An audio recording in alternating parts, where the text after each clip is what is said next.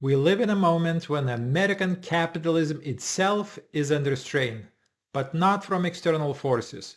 It's not war or climate. It's internal rot.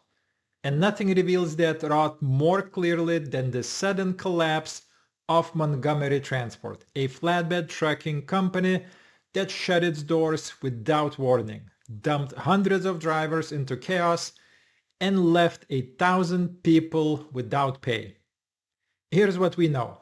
Montgomery Transport abruptly stopped operations. The company filed for Chapter 7 bankruptcy. That's liquidation, not restructuring. This is not a strategic pivot. It's the end. The human costs are devastating. Around 1,000 employees are suddenly out of work. Drivers say they were told to take their trucks home. Fuel cards were canceled. Paychecks never arrived. Some were still on the road with loads when they found out. That's not a closure.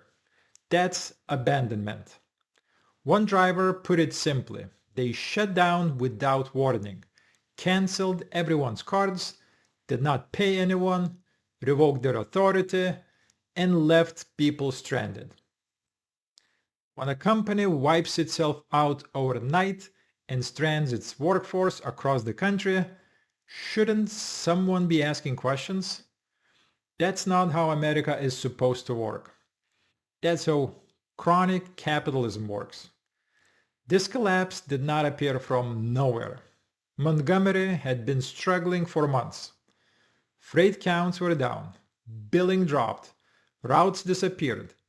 Drivers had been warning about this slowdown for weeks. Internal reviews painted a picture of a company in disarray.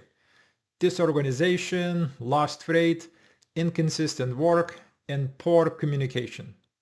But management kept promising a turnaround that never came. The signs were there.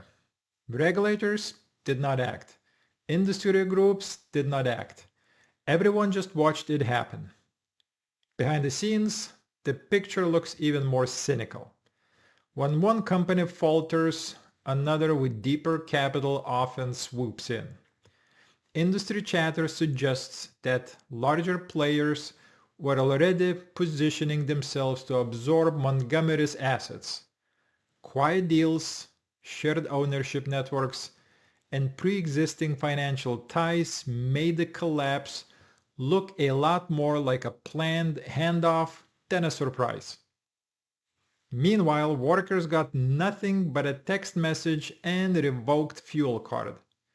This is part of a broader pattern in trucking this year.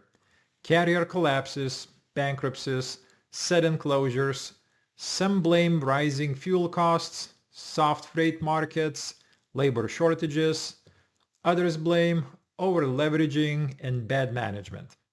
The reality is it's all of it. But underneath lies the same foundation: deregulation, financial engineering, and a total lack of accountability. And every time this happens, who pays the price? It's not the executives. It's the drivers, the mechanics, the dispatchers. The people who keep trucks moving. The people who can't afford to miss a paycheck. This isn't just a business failure. It's a case study in how our economic system is hollowed out.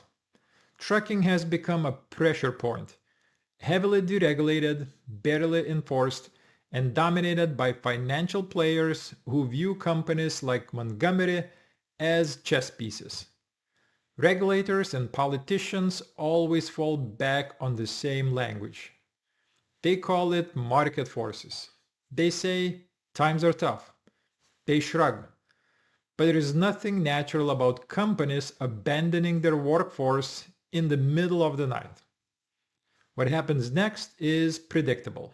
The assets will be scooped up for pennies on the dollar. Another carrier will absorb the routes. Executives will move on to their next venture.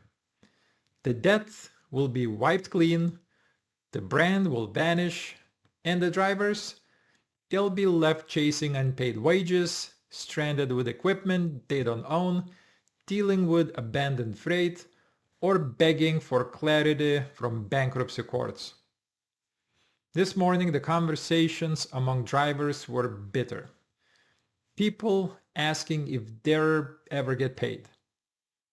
People wondering who owns the freight sitting in their trailers. People stuck in parking lots across the country unsure what to do.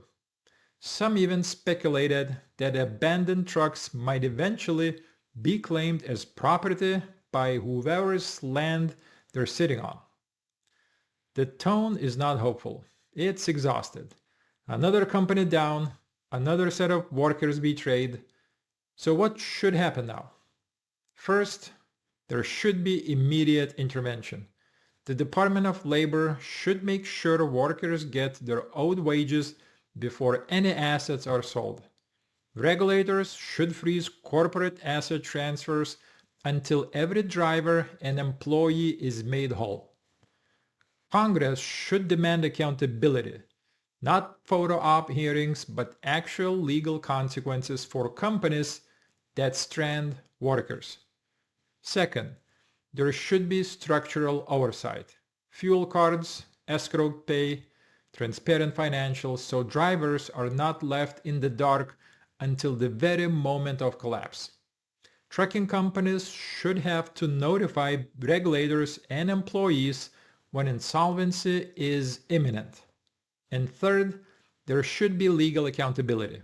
If management acted in bad faith, canceling payments and stranding drivers, that's not just business. That's fraud.